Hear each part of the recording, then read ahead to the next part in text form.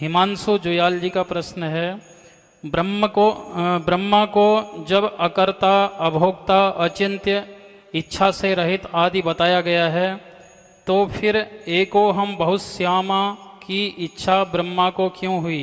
क्योंकि इच्छा करना तो ब्रह्मा का गुण नहीं है। ब्रह्म है वहां, ब्रह्मा नहीं। वो गलत लिखे हैं या तो आप गलत पढ़े हैं जी। ब्रह्म का गुण नहीं है। ब्रह्म मतलब परब्रह्म, ब्रह्मा मतलब ब्रह्म का वह अभिव्यक्त रूप जो रजोगुण के प्रभाव से सृष्टि करता है। दोनों में थोड़ा भेद है। तो ब्रह्म में स्वाभाविक रूप से स्वाभाविकी ज्ञान बल क्रियाच पराश्च शक्तिर विविधैव श्रूयते स्वाभाविकी ज्ञान बल क्रियाच, ये वेद ने समाधान दिया। अस्य पराशक्ति ही विविधा एव श्रूयते, उसकी, इसकी, किसकी? अस्य ब्रह्मणः, इस परमात्मा की जो शक्ति है, कैसी शक्ति है? सा विविधा श्रूयते, अलग अलग प्रकार की सुनी जाती है। कैसे श्रूयते? अनुसुश्रुम धीराणाम, शास्त्री भी कहते हैं धीर पुरुषों से हमने यह ज्ञान प्राप्त किया। कैसे धीर? जो सृष्टि स्थिति प्रलय को देखते हुए भी धैर्य धारण करते हैं, मोहित नहीं होते हैं। ऐसे तत्ववेत्ता ब्रह्मनिष्ठ धीर पुरुषों से सुना। अनुसुश्रुमण धीराणाम, हमने धीर पुरुषों से सुना। तो श्रूयते जहाँ भी है वेद में, वहाँ यह समझना चाहिए कि ऐसे ब्रह्मनिष्ठ व्यक्ति से हमने ग्रहण किया उसको। तो पराश्च शक्तिर विविधैव श्रूयते स्वाभाविकी ज्ञान बल क्रिया, ज्ञान शक्ति, बल शक्ति, क्रिया शक्ति ये ब्रह्म में स्वाभाविक रूप से होते हैं। तो स्वाभाविक रूप से उनका जो स्वभाव है, वह सृष्टि करने की जो शक्ति उस ब्रह्म में विद्यमान है, वह शक्ति स्वयं सक्रिय हो जाती है। कैसे? जैसे आप धूप में खड़े हैं, अब धूप में खड़े हैं, सूर्य का तो यह कोई मनोरथ नहीं है कि आपके शरीर से वह पसीना निकाले। धूप में, गर्मी में जो सूर्य का सन्निवेश है, सूर्य की जो प्रविष्टि है, उस प्रविष्टि में सूर्य की कोई निजी मंशा नहीं है कि इसको गर्मी के कारण हम पसीना निकाल दें, लेकिन उसकी रश्मियों की स्वाभाविक जो ऊर्जा है उसके कारण शरीर में पसीने को निकालने की प्रक्रिया हो गई।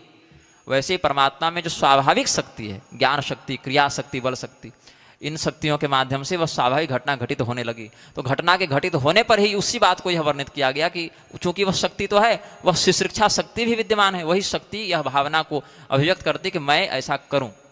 उसमें सूर्य की अपने कोई अभिप्सा नहीं है, लेकिन सूर्य ही कारण है, सूर्य में ही वह शक्ति प्रतिष्ठित है।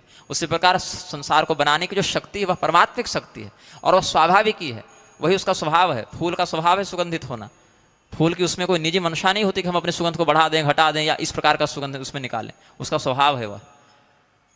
तो स्वभाव के ही कारण उनमें वह क्षोभ उत्पन्न होता है प्रकृति का, तीनों गुणों का, और संसार दृश्य होता है और स्वयं फिर अदृश्य भी होता है प्रलय काल में।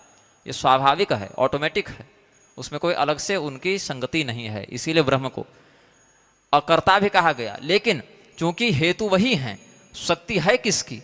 तो ब्रह्म की, पर ब्रह्म की शक्ति, इसीलिए वहां पर कर्ता भाव से भी कहीं कहीं उनको कहा गया। लेकिन कर्ता भाव होने के बाद भी वह लिप्त नहीं होते। कैसे? जलार्कवत, जैसे जल में सूर्य का प्रतिबिंब पड़े तो उस जल में चमक तो आ जाती है, लेकिन सूर्य उस सरोवर में कैद नहीं हो जाता। उसी प्रकार से परमात्मा में स्वयं की कोई इच्छा नहीं होती, किंतु उनमें स्वाभाविक रूप से जो क्रिया, ज्ञान, बल आदि की शक्ति प्रतिष्ठित है, उस शक्ति का स्वभाव ही है उस इच्छा को अभिव्यक्त कर देना, इसीलिए वह हो जाती है। कैसे? जैसे आप टॉर्च के ऊपर लाल कपड़ा बांध दीजिए और बल्ब जलाइए तो आपको लाल रंग का वहां पर परावर्तन दिखेगा, या हरे रंग का कपड़ा बांध दीजिए तो प्रकाश में हरे रंग का परावर्तन दिखेगा। प्रकाश में अपना कोई वैसा रंग नहीं वहां पर अभिव्यक्त हो रहा है, लेकिन कपड़े के बदलते हुए रंग के आधार पर उसको वैसा दिखेगा। या स्फटिक मणि के सामने लाल रंग का फूल रख दीजिए तो और इधर किनारे से देखिए तो वह स्फटिक भी लाल दिखेगा। या स्फटिक की एक और पीला फूल रख के दूसरी ओर से देखिए तो वह स्फटिक पीला दिखेगा। स्फटिक में वह रंग घुसा नहीं है, लेकिन वह संसर्ग के कारण वैसी प्रवृत्ति दिखा रहा है।